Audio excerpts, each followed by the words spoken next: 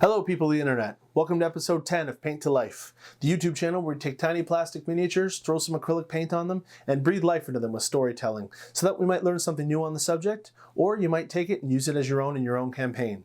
If you're new here, welcome. Please like and subscribe if you like the channel and share it with your friends, we appreciate it. If you're a returning person, welcome back, friend.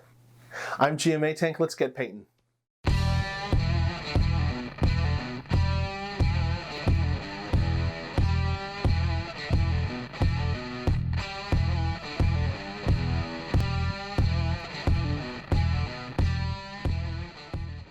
Alright, last week we learned the story of the fallen angel Zariel. If you missed it, you can catch that episode right here in the link in this corner. Tonight we're going to be painting, we're back to the dragons, tonight we're going to be painting the Norzul's Marvelous Miniatures Young Black Dragon sculpt.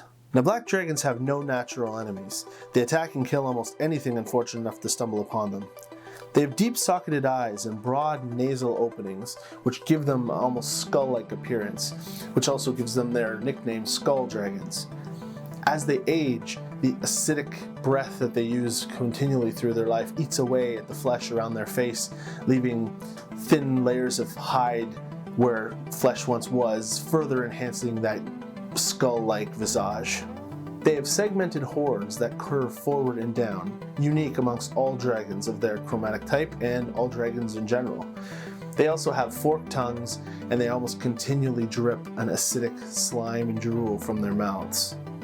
Upon hatching, a black dragon wormling scales are small, thin, and glossy. They almost have like a wet-like appearance all the time.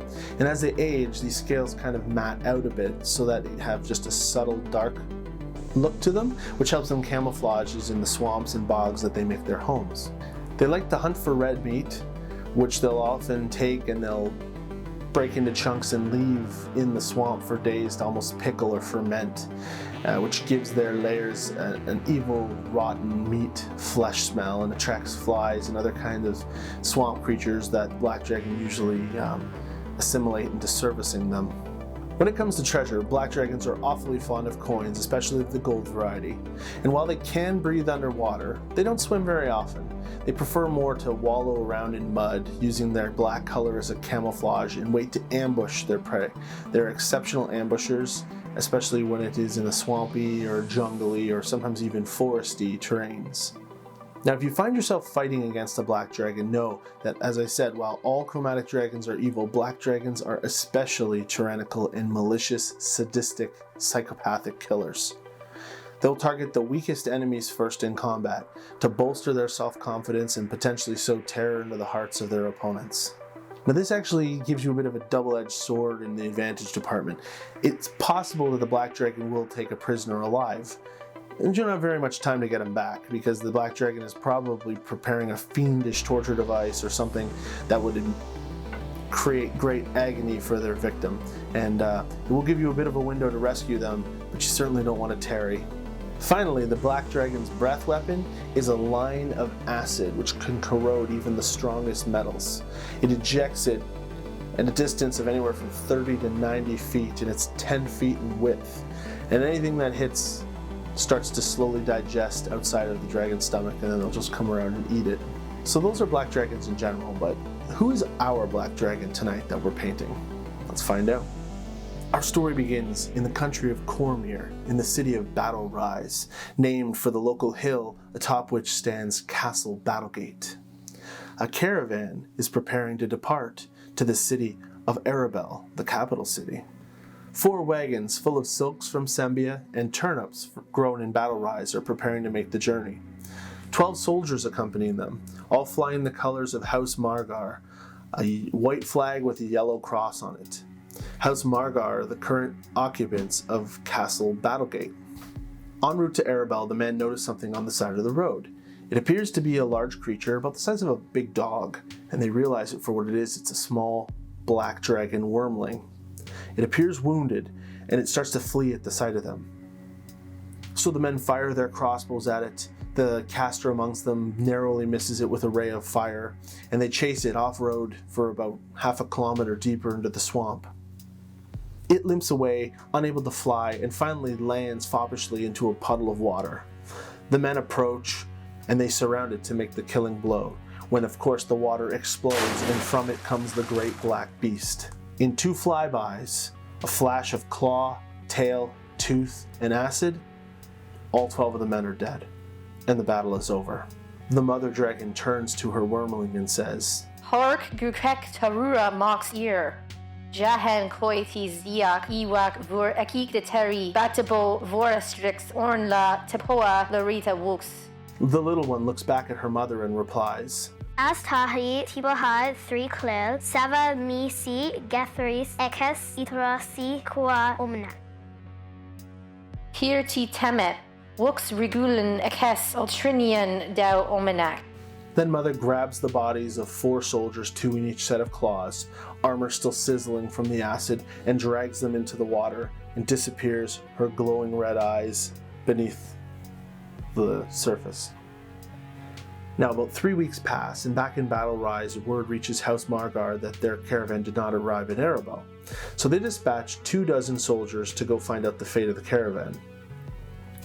Battlerise is located just to the south of a great swamp known as the Vast Swamp. The Vast Swamp to the north had been quiet for years, but lizardmen have been known to gather and congregate, and perhaps they have a big enough group now that they are emboldened in making attacks on the road.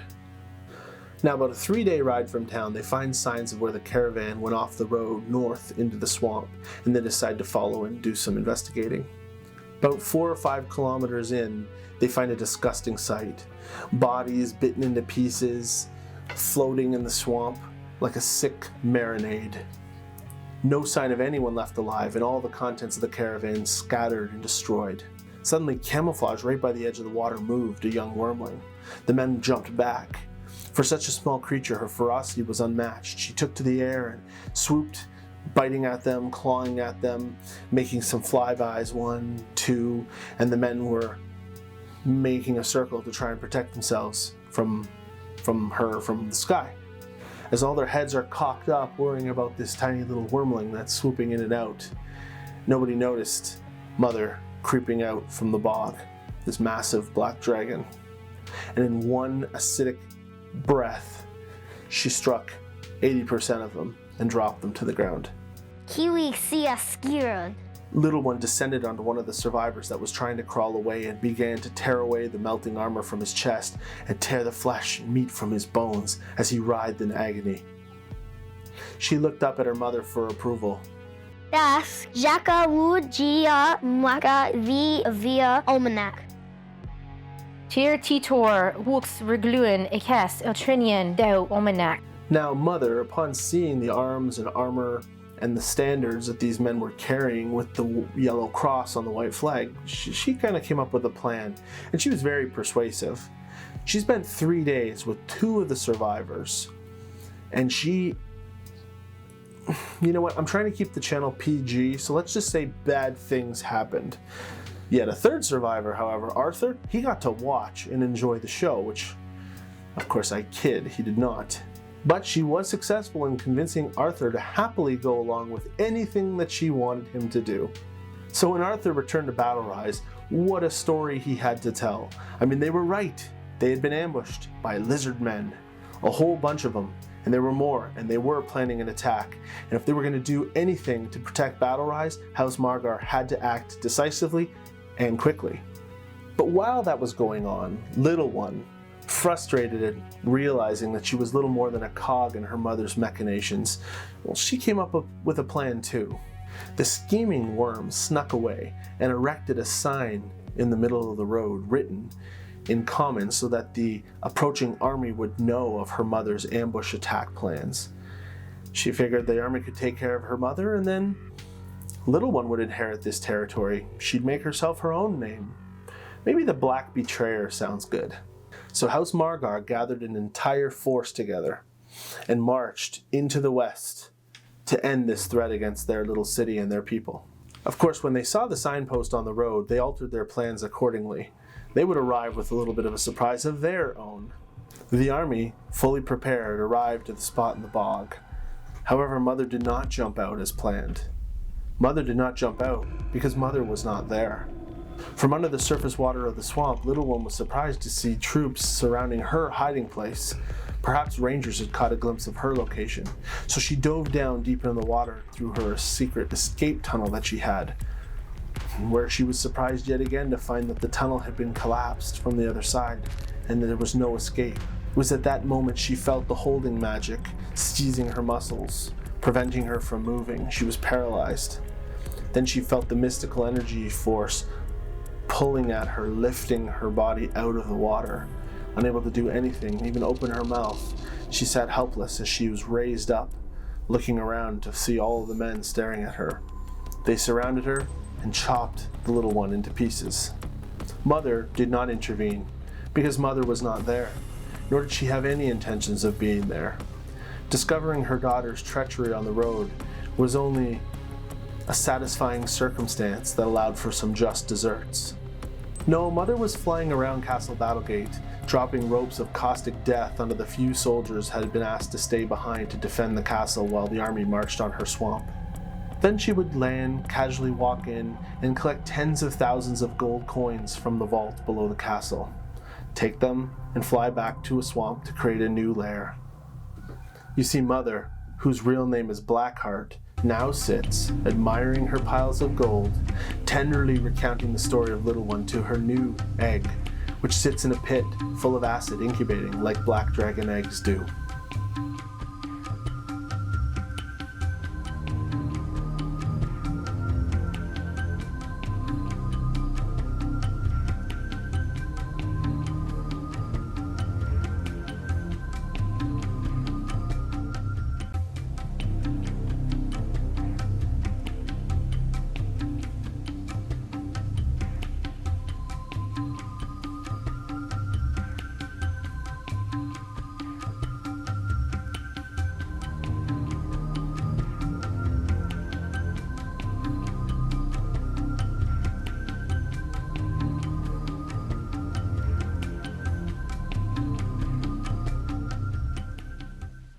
So, what did you think of that episode? Blackheart the Black. Here she is, with poor little one for the shelf. Next week, we're going to be painting another D&D collector series from Tomb of Annihilation, the Zombie T-Rex. So come back next Saturday to catch that episode. You can check me on Instagram at paintalife.com to see some work in progress on that during the week as we get closer to next Saturday. If you enjoy my content here at Paint to Life, please like, subscribe, and share to help the channel grow. I'd really appreciate it. Thank you very much. Now might be a great time to pick up a brush and some paints and some minis and get going on this hobby yourself if you've never considered it. You might find it could be a great thing for you. I mean, I did. Remember to support your local stores. A lot of them are coming back open now that the corona pandemic is kind of slowing down. And with that, you can get your paints, your brushes, your miniatures. And it's great that we give them support, especially during these times. They really need it. Make sure you tell them that GM Atank sent you and look at the confused look on their face when they say, what's this guy talking about? Guys, I release videos every Saturday here for you with story, and the subsequent painting video that runs up there will be released the following Tuesday as well. If you want to check that out with my commentary on why I did certain things or how I did certain things. Not quite a tutorial, but certainly not in the same format as this video. That's all I have for tonight. I'm GM Atank. Thanks for watching. As usual, stay safe, stay healthy, and wash your hands, people.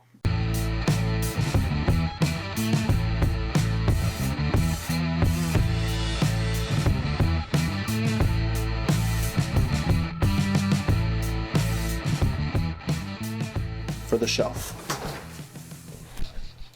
Nope. It's not going to fit there.